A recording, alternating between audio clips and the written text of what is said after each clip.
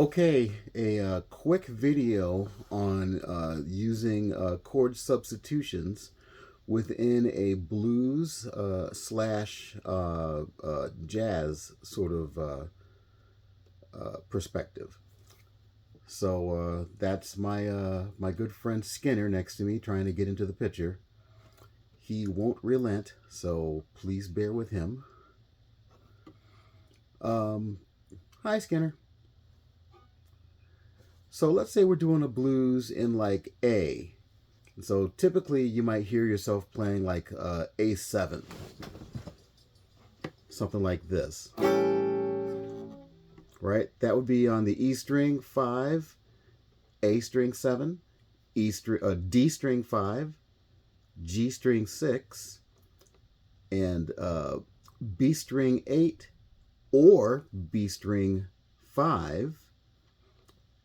And typically I don't include the skinny E, but it would also be on 5. The reason I don't include it is just because it's sort of a it's the same note as the heavy E, and so it tends to be kind of a redundant note, and I think that it sort of obscures the sound or the intent of the A7 chord. And so I tend, when I play that chord, I tend to stop my pick on the B string. I don't take it all the way to the A string. And even if I'm not even using the pinky, because remember I said that I could use 8th fret or 5th fret on that B string. If I use the 5th fret on the B string, then it's the same note as the 7th fret on the A string, which is another redundant note, but it's not quite as... It doesn't stick out as much, just in my opinion, as using the top A that is the same as your bottom A when you play the A7. Okay, so that's a whole bunch of other stuff. You know, it's an opinion thing. It's a practice thing. It's a semantic thing, right? So we won't delve into that too thickly, especially not in this video. All right, so now here's what we're going to do. We're going to substitute this A7 sound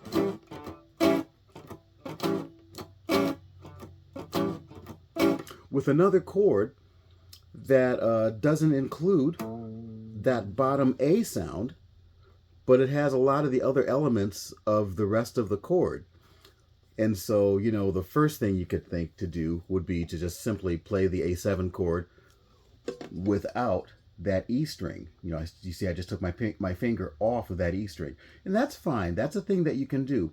But that's not what we're going to focus on for this video. For this video, I'm going to take some of these notes, this E and this G and this B, or no, C sharp, this C sharp, and this other E, the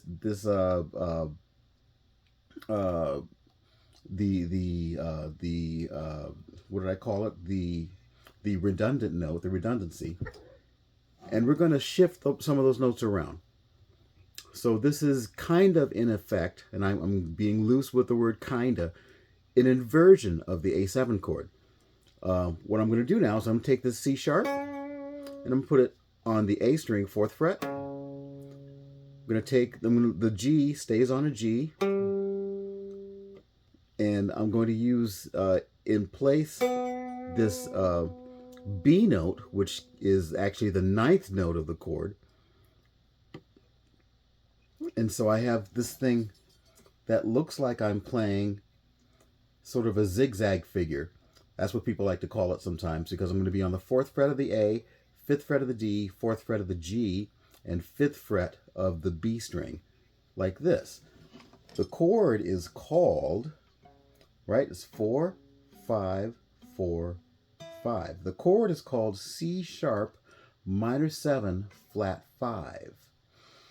And it has, as we just, you know, discussed, many of the same notes as the A7.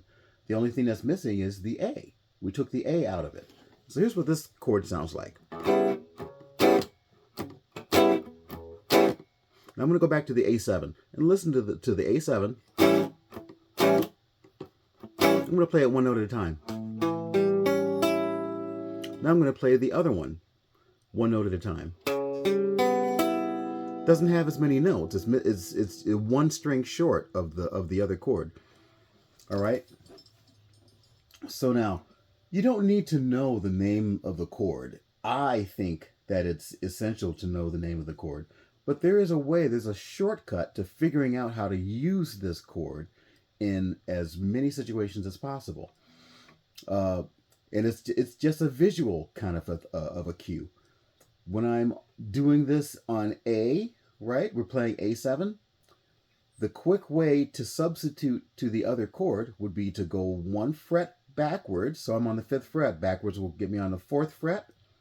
And then I go to the very next string, and then I set up my little zigzag shape. Like so. And so you can see that I'm just 1 fret behind where the A was. If I was doing the substitute for the B7, there's B7 right there. Right, and I played the skinny E. Can you hear it? There's nothing wrong with it.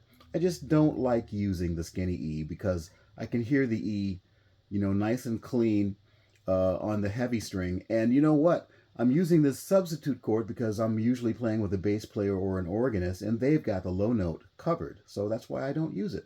That's why I use this other chord. That's a good substitute. So now here's my B7,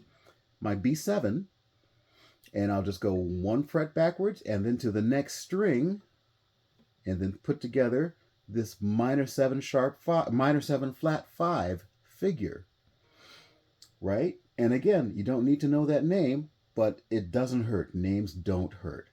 And so there's my B again, and I'm 1 fret behind and on the next group of strings doing this zigzag shape. Now I'm 6, 7, 6, 7. And here is what? Here's B7. And then here is D sharp minor 7 flat 5. And again, I'll play the chords one at a time. And you hear they sound very similar, like 97% similar. The only difference between the two chords is the note that's happening on the G string, right? For the most part, the chord has just been turned inside out a little bit, and then an extra note, which is on the G string, has been added. Right? That extra note kind of turns your A7 chord into an A7 with a 9 in it. And 9s don't hurt. Nines are good for funk. 9s are good for jazz. 9s are good for blues. They're great for blues. And so, here is my A7. Substitute it with a C sharp minor 7 flat 5. Here's my B7. Substitute it with my D sharp minor 7 flat 5, or E flat minor 7 flat 5, for those of you who don't like to say the word sharp. Here is my D7. Substitute it with, I'll go backwards 1 fret into the next group of strings, zigzag it up, and here is my F sharp or G flat minor 7 flat 5. Again, I'll play this chord 1 string at a time. And then here's a substitute. Many of the same notes, right? 97% the same. All right, so have some fun with those subs.